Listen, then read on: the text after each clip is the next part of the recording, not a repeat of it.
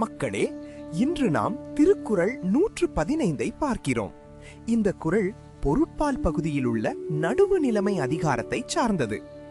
கேடும் பெருக்கமும் இல்லல்ல நெஞ்சத்துக் கோடாமை சான்றோர்க்கு அணி.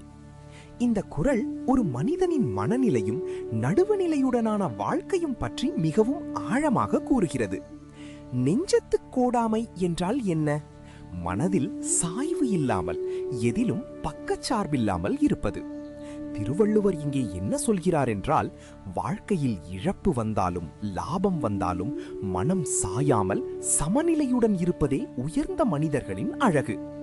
கேடும் பெருக்கமும் இல்லல்ல என்றால், இழப்பும் லாபமும் வாழ்க்கையின் ஒரு பகுதிதான்.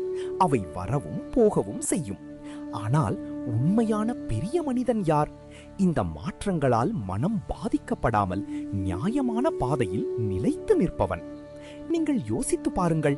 லாபம் வந்தால் நாம் மகிழ்கிறோம், இழப்பு வந்தால் கவலைப்படுகிறோம். இது இயல்பானது. ஆனால் அந்த உணர்ச்சிகளால் நம் முடிவுகள் மாறக்கூடாது. நியாயம் என்பது சூழ்நிலைக்கு ஏற்ப மாறக்கூடாது. அதனால்தான் சான்றோர்களின் உண்மையான குணம் அவர்களின் நிலையான மனநிலையில்தான் உள்ளது. இதன் மூலம் திருவள்ளுவர் நமக்கு சொல்லும் முக்கியமான செய்தி என்னவென்றால், வாழ்க்கையில் எது வந்தாலும் நம் மனம் சாயாமல் நடுவு நிலையுடன் இருக்க வேண்டும். ஆகையால் நாமும் நம் வாழ்க்கையில் லாபம் இழப்பு எதுவாக இருந்தாலும் நியாயத்தையும் சமநிலையையும் காக்க வேண்டும்.